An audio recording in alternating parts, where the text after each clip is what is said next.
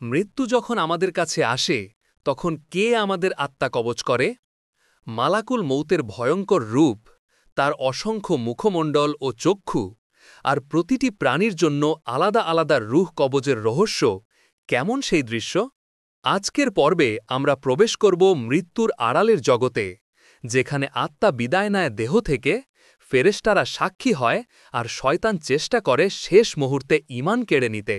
আপনি শুনছেন ইমাম গাজালি রহমতুল্লাহি আলাইহির কালজয়ী গ্রন্থ দাকাইকুল আখবার এর অডিও বই।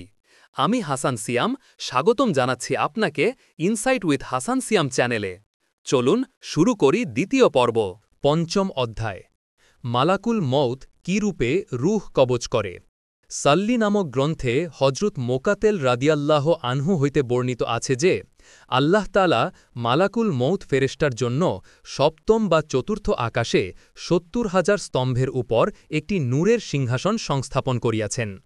মালাকুল মৌতের চারিখানা পাখা আছে এবং তাহার সমস্ত দেহে মানব দানব, পশু পাখি, কীট পতঙ্গ ইত্যাদির সংখ্যানুপাতে জিহ্বা ও চক্ষু রহিয়াছে, অর্থাৎ এমন কোনো প্রাণী নাই যাহার নিমিত্ত তাহার শরীরে মুখ, হাত ও চক্ষু নাই, সেখান হইতেই তিনি তাহাদের রূহ কবচ করেন। একদিন হজরত নবী করিম সাল্লাল্লাহু আলাইহি ওয়াসাল্লাম বলিলেন যে, মালাকুল মৌতের উত্তরে, দক্ষিণে, সম্মুখে, পশ্চাতে, উপরে ও নিচে সর্বমোট ৬খানা মুখমণ্ডল রহিয়াছে। তখন সাহাবাগণ আর্জ করিলেন, হে আল্লাহর রাসূল, সেই ৬খানা মুখের তাৎপর্য ও রহস্য কি? প্রত্যুত্তরে নবী করিম সাল্লাল্লাহু আলাইহি ওয়াসাল্লাম বলিলেন, মালাকুল মৌত তাহার উত্তর মুখ দিয়া পশ্চিম দেশীয় প্রাণীদের রূহ কবচ করেন, আর দক্ষিণ মুখ দিয়া পূর্ব দেশীয় প্রাণীদের রূহ কবচ করেন। পশ্চাতের মুখ দিয়া পাপী ও দোজখীদের আত্মা কবচ করেন, আর সম্মুখের মুখ দিয়া আমার মোমিল উম্মতদের রূহ কবচ করেন। তিনি মস্তকোপরি মুখ দিয়া আকাশমণ্ডলের অধিবাসীদের রূহ কবচ করেন এবং পদতলের মুখ দিয়া জিন ও দানবদের আত্মা ছিনাইয়া আনেন। হজরত রাসূল করিম সাল্লাল্লাহু আলাইহি ওয়াসাল্লাম আরও বলিয়াছেন যে, মালাকুল মৌত হাতের দ্বারা প্রাণীর রূহ কবচ করেন এবং চক্ষু দ্বারা তিনি প্রাণীর প্রতি দৃষ্টিপাত করেন। এমনিভাবে সর্বস্থানের সৃষ্টিজীবের আত্মা কবচ করা হইয়া থাকে। যখন পৃথিবীর বুকে কেহ মৃত্যুবরণ করে, তখনই মালাকুল মৌতের দেহস্থিত একটি চক্ষু বিলীন হইয়া যায়।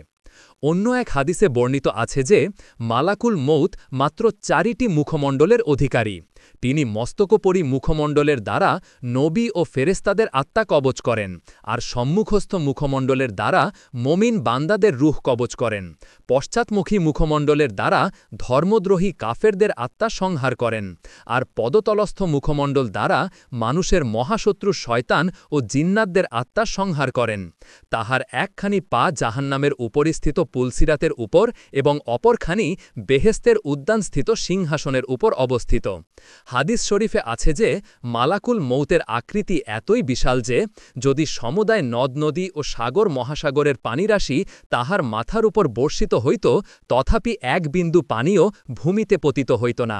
আরও বলা হইয়াছে যে, মালাকুল মৌতের সম্মুখে এই পৃথিবীর জীবসমূহ এতই ক্ষুদ্রাতি ক্ষুদ্র যে, যেন একখানি খাদ্যের বর্তন বিভিন্ন উপাদানে সজ্জিত করিয়া তাহার সম্মুখে রাখা হইয়াছে, এবং তিনি স্বীয় ইচ্ছা অনুসারে তন্মধ্য হইতে ভক্ষণ করতে পারেন। পৃথিবীর যাবতীয় সৃষ্ট জীব তাহার সম্মুখে ঠিক তেমনই পড়িয়া রহিয়াছে। তিনি পৃথিবীকে এমনভাবে উলটপালট করতে পারেন যেন কেউ হাতের তালুতে রৌপ্য মুদ্রা লইয়া উলটপালট করিয়া থাকে। হাদিস শরীফে বর্ণিত আছে যে, মালাকুল মৌত নবী ও রাসূল সাল্লাল্লাহু আলাইহি ওয়াসাল্লাম ব্যতীত অন্য কারোর রূহ কবচ করিবার জন্য পৃথিবীতে অবতীর্ণ হন না। অন্যান্য জীব জানোয়ারদের প্রাণ সংহারের জন্য তাহার অনেক সহকর্মী রহিয়াছে। হাদিস শরীফে আরও বর্ণিত আছে যে, আল্লাহ পাক যখন যাবতীয় সৃষ্টজীব ধ্বংস করিয়া ফেলিবেন, তখন হজরত আজরাইল আলাইহিসসালামের দেহে মাত্র ৮টি চক্ষু অবশিষ্ট থাকিবে, আর সবই বিলীন হইয়া যাইবে। সেইগুলি থাকিবে হজরত জিব্রাইল আলাইহিসসালাম, হজরত মিকাইল আলাইহিসসালাম, হজরত ইসরাফিল আলাইহিসসালাম ও স্বয়ং হজরত আজরাইল আলাইহিসসালামের জন্য, এবং আরশ বহনকারী ও তত্ত্বাবধায়ক ৪ জন বিশিষ্ট ফেরেশতার জন্য। আর মালাকুল মৌত কি রূপে বুঝতে পারেন যে কাহার মৃত্যু ঘনাইয়া আসিয়াছে, এই সম্বন্ধে বলা হইয়াছে যে যখন কাহারও রোগ, শোক ও মৃত্যুর পরোয়ানা মালাকুল মৌতের সামনে উপস্থিত করা হয়, তখন তিনি আল্লাহ পাকের দরবারে আর্জ করেন, হে আল্লাহ, আমি কি রূপে, কোথায় এবং কখন এই বান্দার আত্মা কবচ করিব, তাহা বলিয়া দিন। তখন আল্লাহ তাআলা বলেন, হে মালাকুল মৌত, মৃত্যুর গোপনীয় সংবাদ কেবল আমার জন্য সুনির্দিষ্ট রহিয়াছে, আমি ব্যতীত অন্য কেউ সে সম্বন্ধে অবগত নহে। তবে হাঁ, যখন সময় ঘনাইয়া আসিবে, তখন আমি তোমাকে পরিজ্ঞাত করাইব এবং তুমি উহার স্পষ্ট নিদর্শন প্রত্যক্ষ করিবে। তাহা এই যে যখন কাহারও মৃত্যুর সময় উপস্থিত হয়, তখন শ্বাস প্রশ্বাস নিয়ন্ত্রণকারী ফেরেশতা হাজির হইয়া বলিবে, অমুকের পুত্র অমুকের শ্বাস প্রশ্বাস বন্ধ হইয়া গেছে। অতপর কৃতকর্ম ও খাদ্যদ্রব্যের তত্ত্বাবধায়ক ফেরেশতা আসিয়া বলিবে, অমুকের পুত্র অমুকের কর্মশক্তি ও খাদ্যদ্রব্য ফুরাইয়া গেছে। তারপর মালাকুল মৌতের নিকটস্থ ডায়েরিতে পুণ্যবান ব্যক্তির নামের চতুর্দিকে উজ্জ্বল নূরের সুবর্ণ রেখা প্রকাশিত হয় এবং বৎকার ব্যক্তির নামের চতুর্দিকে কৃষ্ণবর্ণের রেখা প্রকাশিত হয়। পরিশেষে আরশের নিম্নস্থিত প্রকাণ্ড বৃক্ষ হইতে তাহার নাম অঙ্কিত একটি পাতা মালাকুল মৌতের সামনে ঝরিয়া পড়ে এবং তখনই তিনি সেই ব্যক্তির রূহ কবজ করেন। হজরত কাব ইবনে আহবার রাদিয়াল্লাহু আনহু হইতে বর্ণিত আছে যে আল্লাহ পাক আরশের নিম্নভাগে একটি সুবৃহৎ বৃক্ষ পয়দা করিয়াছেন। উক্ত বৃক্ষে যাবতীয় জীবের সংখ্যানুপাতে পাতা রহিয়াছে। কাহারও মৃত্যুর ৪০ দিন পূর্বেই পাহাড় নামাঙ্কিত পাতাটি হজরত আজরাইল আলাইহিসসালামের বক্ষের ওপর ঝরিয়া পড়ে। তখন তিনি পাহাড় সহকর্মী দিগণ উক্ত ব্যক্তির রূহ কবজ করতে নির্দেশ করেন। এরূপভাবে ৪০ দিন পূর্বেই উক্ত ব্যক্তি আকাশমণ্ডলে মৃত বলিয়া ঘোষিত হয়। হাদিস শরীফে বর্ণিত আছে যে হজরত মিকাইল আলাইহিসসালাম আল্লাহ পাকের নিকট হইতে একখানি সহিফা বা লিখিত পত্র লইয়া হজরত আজরাইল আলাইহিসসালামের নিকট উপস্থিত হন। উহাতে মৃত ব্যক্তির নামধাম, তাহার মৃত্যুর স্থান ও মৃত্যুর কারণ ইত্যাদি লিপিবদ্ধ থাকে। আর হজরত আবু লাইস সমরতন্দি বর্ণনা করিয়াছেন যে কাহারও মৃত্যুর সময় ঘনাইয়া আসিলে আরশে মোয়াল্লার নিম্নস্থান হইতে সবুজ বা সাদা রঙের এক বিন্দু পানি তাহার নামের উপর টপকাইয়া পড়ে। সেই পানিবিন্দু সবুজ হলে উক্ত ব্যক্তি বদবক্ত বলিয়া বিবেচিত হয় এবং পানিবিন্দু সাদা হলে সে নেকবক্ত হিসেবে বিবেচিত হয়, আর অত্যন্ত আসানির সহিত তাহার রূহ কবচ করা হয়। ষষ্ঠ অধ্যায়, মৃত্যুস্থানের বিবরণ। অনন্ত দয়াময় আল্লাহ পাক মালাকুল আরহাম নামক এক শ্রেণীর ফেরেশতা সৃষ্টি করিয়াছেন। তাহারা শিশু মাতৃগর্ভে থাকা অবস্থায় তাহার মৃত্যুস্থানের মাটি বীর্যের সহিত মিশ্রিত করিয়া দেন। জন্মলাভের পর বান্দা পৃথিবীর যেখানে সেখানে পরিভ্রমণ করে, কিন্তু মৃত্যুর পূর্বক্ষণে সে বীর্যের সহিত মিশ্রিত মাটির জায়গায় আসিয়া হাজির হয়। তখন সেখানে তাহার রূহ কবজ করা হয়। আল্লাহ পাকের বাণী এহার জ্বলন্ত প্রমাণ। আল্লাহ তাআলা এরশাদ করিয়াছেন, হে নবী, আপনি বলিয়া দাও, যদি তোমরা তোমাদের গৃহেও অবস্থান করিতে, তথাপি যাহার যেখানে মৃত্যু লেখা আছে তাহাকে অবশ্যই সেই মৃত্যুস্থানে পৌঁছিতে হইত। হাদিস শরীফে বর্ণিত আছে, প্রাচীনকালে হজরত মালাকুল মৌত পয়গাম্বরদের সহিত সাক্ষাৎ করতে আসিতেন। একদিন তিনি হজরত দাউদ আলাইহিসসালামের পুত্র হজরত সুলাইমান আলাইহিসসালামের সহিত সাক্ষাৎ করতে আসিলেন। তথায় তিনি একজন সুশ্রী যুবকের প্রতি তীক্ষ্ণ দৃষ্টি নিক্ষেপ করিলেন। ফলে উক্ত যুবক ভীত ও কম্পিত হইয়া পড়িল। মালাকুল মৌতের প্রস্থানের পর যুবকটি হজরত সুলাইমান আলাইহিসসালামের নিকট আর্জ করিল, হে আল্লাহর রাসূল, আশা করি বায়ু আপনার হুকুমে এখনই আমাকে চীন দেশে পৌঁছাইয়া দিবে। অতপর হজরত সুলাইমান আলাইহিসসালামের নির্দেশে বায়ু সে যুবকটিকে তখনই চীন দেশে পৌঁছাইয়া দিল। পুনরায় মালাকুল মৌত সুলাইমান আলাইহিসসালামের দরবারে উপস্থিত হইলে তিনি তাহাকে তীক্ষ্ণ দৃষ্টিপাতের কারণ জিজ্ঞাসা করিলেন। উত্তরে মালাকুল মৌত বলিলেন, আমি সেই দিনই তাহার রূহ চীন দেশে কবচ করিবার জন্যে আদিষ্ট হই, কিন্তু তাহাকে আপনার নিকট দেখিয়া আশ্চর্যান্বিত হইয়া পড়ি। তারপর হজরত সুলাইমান আলাইহিসসালাম সেই যুবকের চীন দেশে গমনের গল্প শুনাইলে তখন মালাকুল মৌত বলিলেন, আমি ওই দিনই তাহার রূহ চীন দেশে কবচ করিয়াছি। অন্য এক হাদিসে বর্ণিত আছে যে রুহ কবচ করিবার নিমিত্ত মালাকুল মৌতের অসংখ্য সহকর্মী আছে। যেমন কোনো ব্যক্তি সর্বদা প্রার্থনা করিয়া বলিত, হে আল্লাহ, আমাকে এবং সূর্যের তত্ত্বাবধায়ক ফেরেস্তাকে ক্ষমা করুন। সূর্যের তত্ত্বাবধায়ক ফেরেস্তা একদা আল্লাহ পাকের অনুমতি লইয়া সেই ব্যক্তির সহিত সাক্ষাৎ করতে আসিলেন এবং তাহাকে জিজ্ঞাসা করিলেন, হে বন্ধু, বলুন তো আপনি কি প্রয়োজনে আমার জন্য এত বেশি দোয়া করিয়া থাকেন? সে উত্তর করিল, আমার আশা আপনি আমাকে আপনার স্থানে লইয়া যান এবং মালাকুল মৌতের নিকট থেকে জানিয়া আমাকে আমার মৃত্যুর নৈকট্যতা সম্বন্ধে অবগত করান। এই উপলক্ষে তিনি তাহাকে স্বীয় স্থান সূর্যে বসাইয়া রাখিয়া মালাকুল মৌতের নিকট গমন করিলেন এবং তাহাকে আদ্যপান্ত সমস্ত ঘটনা শুনাইয়া উক্ত ব্যক্তির মৃত্যু সম্পর্কে জিজ্ঞাসা করিলেন। প্রত্যুত্তরে মালাকুল মৌত নিজের ডায়েরি খুলিয়া বলিলেন, এই লোকটির ঘটনা অত্যন্ত আশ্চর্যান্বিত। আমার ডায়েরিতে লিপিবদ্ধ আছে যে এই লোকটি যতক্ষণ পর্যন্ত তোমার স্থান সূর্যে অবস্থান না করিবে ততক্ষণ পর্যন্ত তাহার মৃত্যু হবে না। তখন প্রশ্নকারী বলিলেন, সে এখন আমার স্থানে বসিয়া রহিয়াছে। উত্তরে মালাকুল মৌত বলিলেন, তবে অবশ্যই এতক্ষণে আমার সহকর্মীগণ তাহার রুহ কবচ সম্পন্ন করিয়া ফেলিয়াছেন, কেননা তাহারা কখনও স্বীয় কার্যে গাফলতি বা অবহেলা করেন না। জীব জন্তু ও পশু পাখির হায়াত সম্পর্কে জনাব হুজুর করিম সাল্লাল্লাহু আলাইহি ওয়াসাল্লাম এরশাদ ফরমাইয়াছেন যে আল্লাহ পাকের জিকিরই তাহাদের জীবন। যখন তাহারা আল্লাহ তালার জিকির ছাড়িয়া দেয় তখনই আল্লাহ পাক তাহাদের আত্মা সংহার করিয়া থাকেন। তাহাদের সহিত মালাকুল মৌতের কোনো সম্পর্ক নাই। আরও বলা হয়েছে যে প্রকৃতপক্ষে যাবতীয় জীবের আত্মা আল্লাহ পাকই সংহার করিয়া থাকেন, কিন্তু হত্যাকার্যকে হন্তার প্রতি এবং মৃত্যুকে রোগের প্রতি যেমন নেসবত বা সম্বন্ধযুক্ত করা হয়, তেমনি মৃত্যুর সহিত মালাকুল মৌতের নেসবত বা সম্পর্ক বিদ্যমান রহিয়াছে। যেমন আল্লাহ পাক এরশাদ করিয়াছেন, মৃত্যুর সময় হইলে আল্লাহ পাকই রুহ কবচ করিয়া থাকেন এবং তাহারা নিদ্রার সময়ও মৃত্যুবরণ করে না, কিন্তু মৃত্যুর সময় হইলে তাহার আত্মা কারিয়া লওয়া হয় আর অন্যান্য লোকদিগকে এক নির্দিষ্ট কালের জন্য মুক্তি দেওয়া হয়। নিশ্চয়ই উহাতে চিন্তাশীলদের জন্য নিদর্শনাবলী বিদ্যমান রহিয়াছে। সপ্তম অধ্যায়, আত্মার কথোপকথনের বিবরণ। পবিত্র হাদিস শরীফে বর্ণিত আছে যে মালাকুল মৌত যখন কাহারও জান কবচ করিতে উপস্থিত হন, তখন নেককারের আত্মা তাহাকে লক্ষ্য করিয়া বলে, হে মালাকুল মৌত, আল্লাহ পাকের অনুমতি ও আদেশ ব্যতীত তোমার অনুগত হইতে সম্মত নহি, তোমাকে আমার জান কবচ করিতে দিব না। তখন মালাকুল মৌত বলিবে, হে আল্লাহর বান্দা, আল্লাহ পাক স্বয়ং আমাকে তোমার রুহ কবচ করিতে নির্দেশ দিয়াছেন। তখন আত্মা বলিবে, হে মৃত্যুদূত, যদি তুমি সত্য হও তবে উহার প্রমাণস্বরূপ নিদর্শন প্রদর্শন করো, কারণ আল্লাহ তাআলা আমার দেহকে সৃষ্টি করিয়া উহাতে আমাকে বসবাস করিতে অনুমতি প্রদান করিয়াছেন। তখন তুমি উপস্থিত ছিলে না, এখন কোথা হইতে আমায় কবচ করিতে আসিয়াছ? তারপর মালাকুল মৌত আল্লাহ পাকের সমীপে আর্জ করিবেন, হে আল্লাহ, তোমার বান্দা এইরূপ বলিতেছে এবং তোমার নিদর্শন কামনা করিতেছে।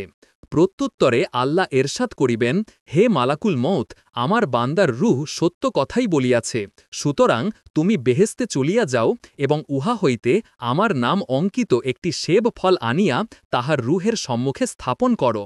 অতপর মালাকুল মৌত বেহেস্তে চলিয়া যাইবে এবং বিসমিল্লা খোদিত একটি সেব ফল আনিয়া তাহার সম্মুখে রাখিবে, আর তখনই বান্দার রুহ উহা দেখিতে দেখিতে পরম আনন্দে বাহির হইয়া যাইবে। অষ্টম অধ্যায়, মৃত্যু মুহূর্তে অঙ্গপ্রত্যঙ্গের কাতর ফরিয়াদ। হাদিস শরীফে বর্ণিত আছে যে যখন কাহারও মৃত্যুর সময় ঘনাইয়া আসে, তখন মালাকুল মৌত তাহার আত্মা কবচ করিবার জন্য বান্দার মুখের নিকট আগমন করেন। তখন তাহার মুখমণ্ডল আল্লাহ পাকের জিকির করিতে করিতে বলে, মৃত্যুদূত, ক্ষান্ত হও আর সম্মুখে অগ্রসর হইও না, এই পথে তোমার মনোবাসনা পূর্ণ হইবে না, কারণ এই পথে প্রতিনিয়ত আল্লাহ পাকের জিকির হইয়াছে। তখন মৃত্যুদূত আল্লাহ তাআলার নিকট আর্জ করেন, হে আল্লাহ, তোমার বান্দা এইরূপ বলিতেছে, আমি এখন কি করিতে পারি? তখন আল্লাহ তাআলা তাহাকে অন্যদিক হইতে চেষ্টা করিতে নির্দেশ করিবেন। নির্দেশ মতো মালাকুল মৌত এইবার তাহার হস্তের দিক হইতে প্রাণ সংহারের মৃত্যুবাণ নিক্ষেপ করিতে উদ্যত হইবেন।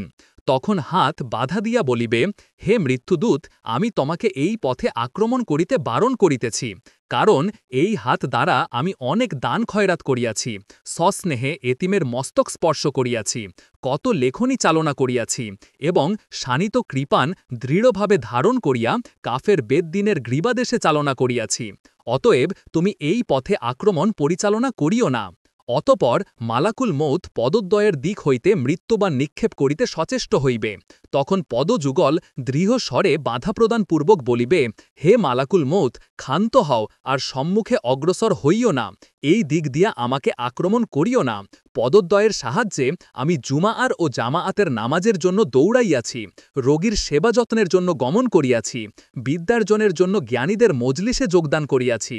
তারপর মালাকুল মৌতের আক্রমণ কর্ণদ্বয়ের প্রতি আকৃষ্ট হইতেছে দেখিয়া তাহারা বলিবে, হে যমদূত, ক্ষান্ত হও, এই দিকে অগ্রসর হইও না, আমি এই কর্ণ দ্বারা আল্লাহ পাকের পবিত্র কালাম ও জিকির শুনিয়া হৃদয়কে পবিত্র ও আলোকিত করিয়াছি।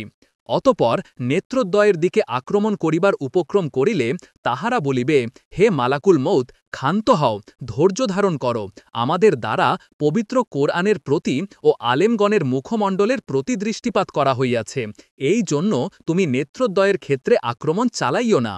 মালাকুল মৌত বান্দার অঙ্গ প্রত্যঙ্গের সহিত তর্কযুদ্ধে পরাস্ত হইয়া আল্লাহ তাআলার নিকট আর্জ করিবেন, হে আল্লাহ, তোমার বান্দা আমাকে যুক্তিতর্কে পরাস্ত করিয়াছে ও এইরূপ বলিয়াছে, এখন আমি কি রূপে তাহার রুহ কবচ করিব বলুন।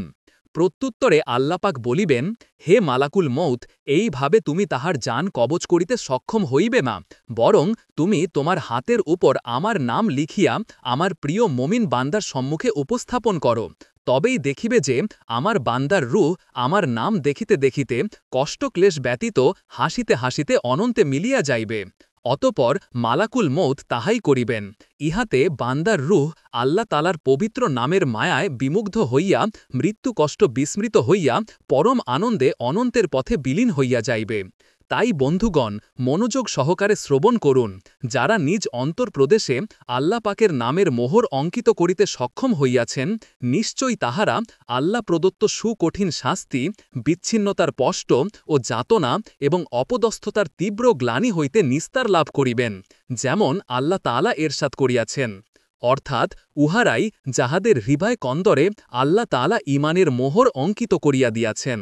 আর আল্লাহ পাক আরও এরশাদ করিয়াছেন, অর্থাৎ আল্লাহ পাক যাহাদের অন্তরকরণকে পবিত্র ইসলামের জন্য সম্প্রসারিত করিয়াছেন, নিশ্চয়ই তাহারা আল্লাহ তাআলা প্রদত্ত জ্যোতিতে বিরাজ করিতেছে, অতএব সে কিয়ামতের দিন আযাবের ভয় হইতে পরিত্রাণ লাভে সক্ষম হইবে। অন্য এক হাদিসে বর্ণিত আছে যে, যখন কোনো বান্দার জান কবচ আরম্ভ হয়, তখন আল্লাহ তাআলার তরফ হইতে কেহ উচ্চৈঃস্বরে ডাকিয়া বলে, হে মালাকুল মৌত, ক্ষান্ত হও, কিছু সময় তাহাকে আরাম করিতে দাও। আর রূহ বক্ষস্থল পর্যন্ত আসে, তখন পুনরায় ডাকিয়া বলা হয় যে, হে মৃত্যুদূত, ক্ষান্ত হও, ক্ষান্ত হও, আরও কিছু সময় তাহাকে আরাম করিতে দাও। অনুরূপভাবে হাঁটু ও নাভি পর্যন্ত পৌঁছিলেও তেমনই বলা হয়ে থাকে। পরিশেষে রূহ যখন কণ্ঠ পর্যন্ত পৌঁছিয়া যায়, তখন অতি উচ্চৈ স্বরে বলা হয়, হে মালাকুল মৌত, ক্ষান্ত হও, ক্ষান্ত হও, তাহাকে নিজের অঙ্গ প্রত্যঙ্গ হইতে চিরবিদায় গ্রহণ করিবার জন্য কিছু সময় প্রদান করো।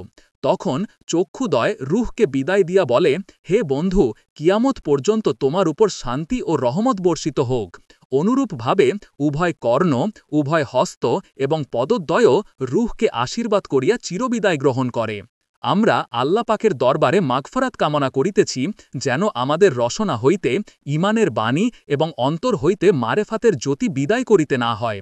তারপর হস্তদ্বয় পদদ্বয় নিস্তেজ হইয়া পড়ে এবং চক্ষুদ্বয় জ্যোতিহীন, কর্ণদ্বয় শ্রবণ শক্তিহীন এবং দেহ কাঠামো আত্মাহীন হইয়া পড়ে। আহা, সেই সময় যদি রসনা শাহাদাতবিহীন ও আত্মা আল্লাহ পাকের মারেফাতবিহীন পড়িয়া থাকে, তবে সেই বান্দাকে কবরের মধ্যে কতই না দুরবস্থা ও দুঃখ যাতনা ভোগ করিতে হইবে, যেখানে মাতা পিতা, ভ্রাতা ভগ্নী, বন্ধু বান্ধব, পুত্র কন্যা, পাড়া প্রতিবেশী, বিছানাপত্র ও আবরণ বলতে কিছুই থাকিবে না। আহা, সেই সময় আল্লাহ যদি অনুগ্রহ না করেন, তাহা হইলে তাহাকে প্রচুর পরিমাণে ক্ষতিগ্রস্ত হইতে হইবে। ইমাম আজম হজরত আবু হানিফা রহমতুল্লাহে বলিয়াছেন, জান কবজের সময়ই বান্দার ঈমান নষ্ট হইবার অত্যধিক সম্ভাবনা থাকে। ঈমান নষ্ট না করার জন্য আমরা পরম করুণাময়ের সাহায্য ও অনুকম্পা কামনা করিতেছি। আমিন আমিন। নবম অধ্যায়, মানুষের ঈমান নষ্ট করিতে শয়তানের চেষ্টা।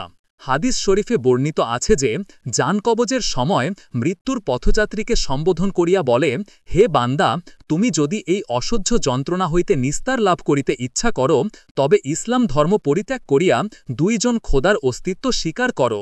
এই সংকট মুহূর্ত ঈমান রক্ষা করা বড়ই বিপজ্জনক হইয়া পড়ে। এই জন্য বলিতেছি, হে বন্ধুগণ, সেই বিপদ ও সংকট হইতে উদ্ধার পাইতে হইলে অধিক পরিমাণে অস্ত্র বর্ষণ সহকারে রাত্রি জাগরণ করিয়া রুকু সিজদায় মশগুল হন এবং আল্লাহ পাকের দরবারে কান্নাকাটি করুন। হজরত ইমাম আবু হানিফা রহমতুল্লাহকে জনৈক এক ব্যক্তি জিজ্ঞাসা করিলেন, হুজুর, কোন কাজে ঈমান নষ্ট হওয়ার সম্ভাবনা বেশি? প্রত্যুত্তরে তিনি বলিলেন, ১. ঈমানের শুকরিয়া আদায় না করলে, ২. জীবনের শেষ মুহূর্তকে ভয় না করলে, এবং ৩. আল্লাহ তাআলার বান্দাদের ওপর জুলুম ও অত্যাচার করিলে ঈমান নাশের সম্ভাবনা থাকে। তিনি আরও বলিয়াছেন, যাহাদের মধ্যে এই ৩টি দোষ বিদ্যমান, আমার মনে হয় তাহারা সবাই বেঈমান হইয়া মৃত্যুমুখে পতিত হইবে।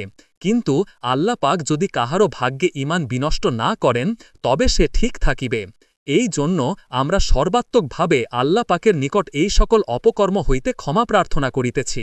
হাদিস শরীফে বর্ণিত আছে যে, জান কবজের সময় মুমূর্ষু ব্যক্তি পিপাসায় ও হৃৎপিণ্ডের যন্ত্রণায় অত্যন্ত কাতর ও অস্থির হইয়া যায়। এমন সময় শয়তান বান্দার ঈমান নষ্ট করিবার জন্য সচেষ্ট হয়। সেই সময় বান্দা যখন পিপাসায় কাতর হইয়া যায়, তখন শয়তান এক পেয়ালা বরফ পানি লইয়া বান্দার সম্মুখে উপস্থিত হয় এবং পেয়ালাটি আন্দোলিত করতে থাকে। তখন কাতর বান্দা ভুলবশত শয়তানের নিকট পানি চায়। উত্তরে শয়তান বলে, হে বান্দা, তুমি যদি এই কথা বলো যে এই বিশ্ব জগতের কোনো প্রতিপালক নাই, তবেই তোমাকে আমি এই পানি পান করাইতে পারি। ইহাতে বান্দা যদি কোনো উত্তর প্রদান না করে, তবে শয়তান পুনরায় তাহার পদদ্বয়ের সন্নিকটে বসিয়া পানির পেয়ালা নাড়াচাড়া করতে থাকে। তখন উক্ত বান্দা বলে, আমাকে কিছু পানি দাও। উত্তরে শয়তান বলে, হে বান্দা, তুমি যদি বলিতে পারো যে রাসূলগণ মিথ্যা কথা প্রচার করিয়া গিয়াছে, তবে তোমাকে পানি পান করাইতে পারি। এমতাবস্থায় যাহার ভাগ্যে বদবক্তি লেখা আছে, সে পিপাসার যাতনা সহ্য করতে না পেরিয়া শয়তানের ইচ্ছা অনুসারে কাজ করিয়া বেঈমান অবস্থায় মৃত্যুবরণ করে এবং ধর্মভীরু ও আল্লাহভক্ত ব্যক্তি ঈমানের শক্তির প্রভাবে শয়তানের প্ররোচনা হইতে নিজেকে মুক্ত রাখতে সক্ষম হয় ও পবিত্র ঈমানের সাথে তাহার রূহ অনন্ত রাজ্যে বিলীন হইয়া যায়। বর্ণিত আছে যে, বিখ্যাত সুফি আবু জাকারিয়া রহমতুল্লাহের জান কবজের সময় তাহার এক প্রিয়তম বন্ধু তাহাকে কালেমায় শাহাদাত তালকিন দিতে পড়াইতে শুরু করেন। কিন্তু প্রত্যুত্তরে সুফি আবু জাকারিয়া রহমতুল্লাহে কিছুই বলিলেন না এবং মুখমণ্ডল অন্যদিকে ফিরাইয়া লইলেন। দ্বিতীয়বারও তিনি এমনই করিলেন এবং তৃতীয়বার তালকিনের সময় বলিলেন, আমি ইহা বলিব না। ফলে বন্ধুবর অত্যন্ত বিচলিত ও চিন্তিত হইয়া পড়িলেন। এইভাবে কিছুক্ষণ অতিবাহিত হইয়া যাওয়ার পর আবু জাকারিয়া রহমতুল্লাহে যাতনার অল্পতা অনুভব করিত চক্ষুদয় উন্মিলিত করিয়া বলিলেন, হে বন্ধু, তুমি কি আমাকে কোনো কথা জিজ্ঞাসা করিয়াছিলে? বন্ধুবর বলিলেন, হ্যাঁ, আমরা আপনাকে ৩ বার কালেমায় শাহাদাত তালকিন করিয়াছি, কিন্তু ২ বারই আপনি মুখমণ্ডল অন্যদিকে ফিরাইয়া লইয়াছিলেন এবং তৃতীয়বার বলিয়াছিলেন যে আমি ইহা বলিব না। তখন সুফি আবু জাকারিয়া রহমতুল্লাহে বলিলেন, বিতাড়িত ইবলিস শয়তান এক পেয়ালা পানিসহ আমার ডান দিকে দাঁড়াইয়া এবং পানির পাত্রটি নাড়াচাড়া করিয়া আমাকে জিজ্ঞাসা করিল, হে বান্দা, তুমি কি পানি পান করিবে? আমি উত্তর করিলাম, হ্যাঁ, পান করিব।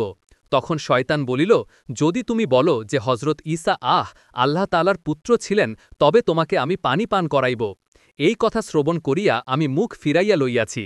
তারপর শয়তান পায়ের কাছে আসিয়াও সেই কথা বলিল, তখনও আমি মুখ ফিরাইয়া লইয়াছি। তৃতীয়বার শয়তান আমাকে বলিল, তুমি অন্তত বলো লা ইলাহা, অর্থাৎ কোনই উপাস্য নাই। ইহার প্রত্যুত্তরে আমি বলিলাম, আমি কখনো এই কথা বলিব না। ইহা শ্রবণ করিয়াই শয়তান পানির পাত্রটিকে মাটিতে নিক্ষেপ করিয়া চলিয়া গেল। আমি মর্দুত শয়তানের কথার উত্তর দিয়াছি মাত্র, আমি তোমাদের কথার উত্তর দেই নাই।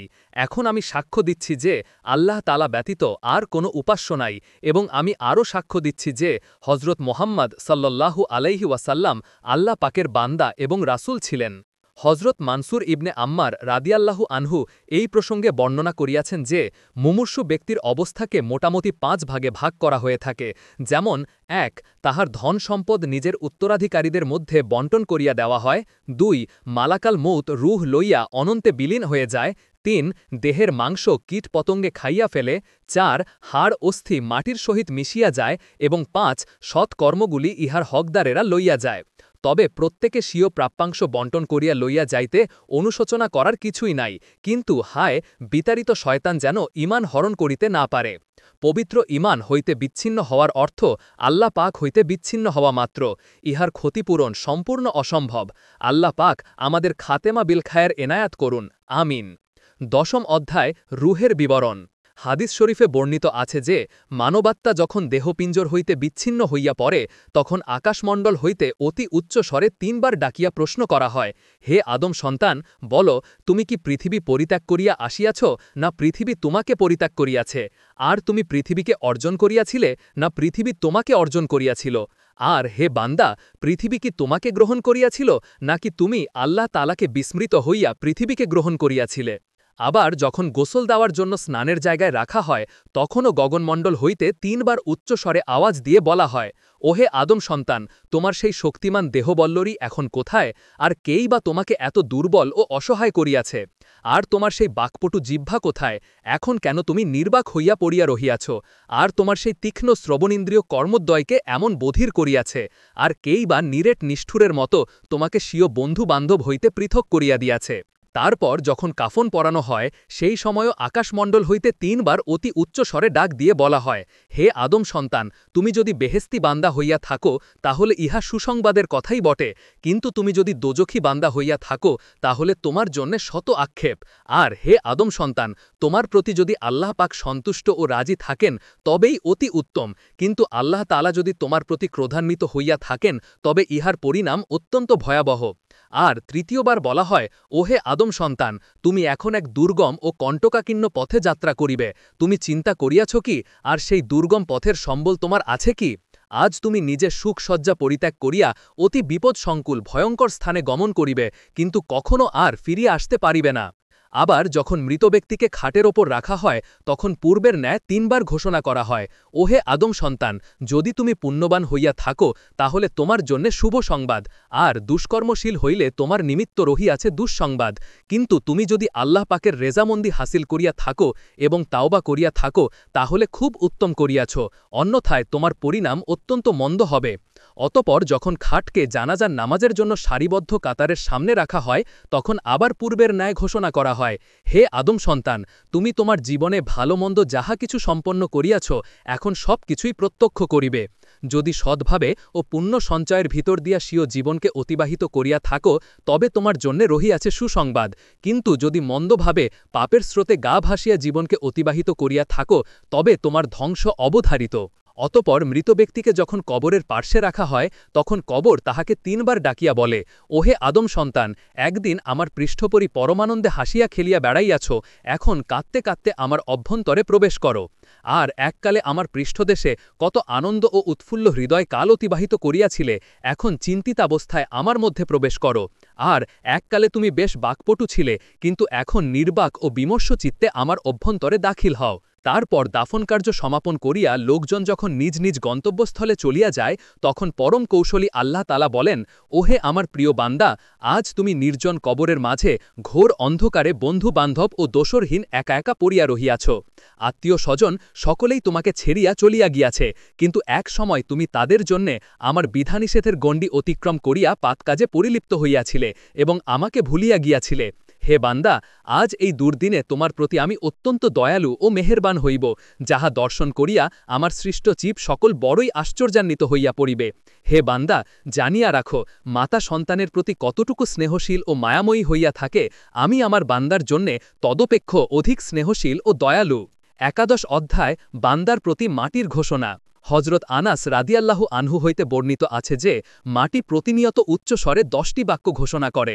1 হে আদম সন্তান, আজ আমার পৃষ্ঠদেশে লাফালাফি দৌড়াদৌড়ি করিতেছ, কিন্তু অতি সত্বরেই তোমাকে আমার অভ্যন্তরে প্রবেশ করতে হবে। 2 আজ আমার পৃষ্ঠে পাপকাজ করিতেছ, কিন্তু আমার অভ্যন্তরে তোমাকে আযাব দেওয়া হবে। 3 আজ আমার পৃষ্ঠে হাস্যকৌতুক করিতেছ, কিন্তু আমার অভ্যন্তরে তোমাকে কান্নাকাটি করতে হবে। 4 আজ আমার পৃষ্ঠে হারাম মাল আরামে ভক্ষণ করিতেছ, কিন্তু আমার অভ্যন্তরে নিকৃষ্ট পোকামাকড় তোমার নধর দেহ পরমানন্দে ভক্ষণ করিবে। 5 হে আদম সন্তান, তুমি আমার পৃষ্ঠে আনন্দে ও মহাসুখে কালাতিপাত করিতেছ, কিন্তু আমার অভ্যন্তরে দুঃখিত ও চিন্তিতাবস্থায় থাকতে হবে। 6 আজ আমার পিঠে হারাম বস্তু আরামে ভক্ষণ করিয়া দেহ কাঠামো হৃষ্টপুষ্ট করিতেছ, কিন্তু কালই উহা আমার অভ্যন্তরে বিগলিত হইয়া যাইবে। 7 আজ আমার পৃষ্ঠে অহংকার ও গৌরব করিতেছ, কিন্তু কালই তোমাকে আমার অভ্যন্তরে লাঞ্ছিত, পদদলিত ও অপদস্থ হইতে হবে। 8 আজ আনন্দ ও উৎফুল্ল চিত্তে আমার পৃষ্ঠে সানন্দে বিচরণ করিতেছ, কিন্তু কালই তোমাকে আমার অভ্যন্তরে দুশ্চিন্তার মহাসাগরে হাবুডুব খাইতে হবে। 9 আজ ভূপৃষ্ঠে আলোর বন্যায় বিচরণ করিতেছ, কিন্তু অচিরেই আমার অভ্যন্তরে ঘোর অন্ধকারে পড়িয়া থাকিবে। 10 আজ আমার পৃষ্ঠে সদল বলে চলাফেরা করিতেছ, কিন্তু আমার অভ্যন্তরে তোমাকে নিঃসঙ্গ একা পড়িয়া থাকতে হবে। হাদিস শরীফে বর্ণিত আছে যে কবর প্রতিনিয়ত ৩ বার উচ্চস্বরে ডাকিয়া বলে, হে বান্দা, আমি নির্জন নিবাস, আমি অন্ধকার আলয় এবং আমি পোকামাকড়ের আবাসস্থল। সুতরাং হে আল্লাহ তালার বান্দা, আমার অভ্যন্তরে সুখে দিন যাপন করিবার জন্যে কিছু পাথেয় সঞ্চয় করিয়াছ কি? তাছাড়াও কবর আরও ৫ বার ডাকিয়া বলিতে থাকে, হে আল্লাহ পাকের বান্দা, আমার অভ্যন্তরে নির্জন বাসে প্রবেশ করিবার আগে পবিত্র কোরআন পাককে বন্ধু হিসেবে সাথে করিয়া আনিও। আর আমার নীরব নির্জন অন্ধকার কক্ষে প্রবেশ করিবার আগে গভীর রাতের এবাদতের নূর লইয়া আসিও। আর হে আল্লাহ পাকের বান্দা, আমি কাঁচা মাটির নিবাসস্থল, সুতরাং আমার গৃহে প্রবেশ করিতে পুণ্যকর্মের বিছানাপত্র সঙ্গে আনিও। আর আমি সাপ বিচ্ছুর নিবাসস্থল, সুতরাং আমার গৃহে আগমনের পূর্বে খায়রাত ও বিসমিল্লাহ পাঠ এবং চক্ষুর অশ্রু বিসর্জন রূপে ঔষধ ও প্রতিষেধক সঙ্গে আনিও। আর হে আল্লাহ পাকের বান্দা, আমি হইলাম মুনকির নকিরের কঠিন পরীক্ষাগার, সুতরাং পৃথিবীতে অত্যধিক পরিমাণে কালেমা তৈয়িবা পাঠ করিয়া আমার ভিতরে আগমন করিও, তাহলেই তুমি নিস্তার লাভ করিবে। আজ আমরা জানলাম মালাকুল মৌতের ভয়ঙ্কর সত্তা, আত্মা কবজের রহস্য, মৃত্যুর মুহূর্তে অঙ্গপ্রত্যঙ্গের ফরিয়াদ আর শয়তানের ধূর্ত প্রলোভনের কথা। রুহ কিভাবে বিদায় নেয় আর মৃত্যুর পর কবর কিভাবে বান্দাকে ডেকে ওঠে, এ সত্য আমাদের আত্মাকে গভীরভাবে নাড়া দেয়। কিন্তু বন্ধুগণ, এ তো কেবল শুরু। পরবর্তী পর্বে আমরা আরও অনেক কিছু জানতে পারব। শোনার আহ্বান রইল। আমি হাসান সিয়াম, আপনি শুনছিলেন ইমাম গাজালি রহমাতুল্লাহি আলাইহির কালজয়ী গ্রন্থ দাকাইকুল আখবার এর অডিও বই ইনসাইট উইথ হাসান সিয়াম চ্যানেলে। চ্যানেলটি সাবস্ক্রাইব করুন, বেল আইকন চাপুন এবং পরবর্তী পর্ব মিস করবেন না।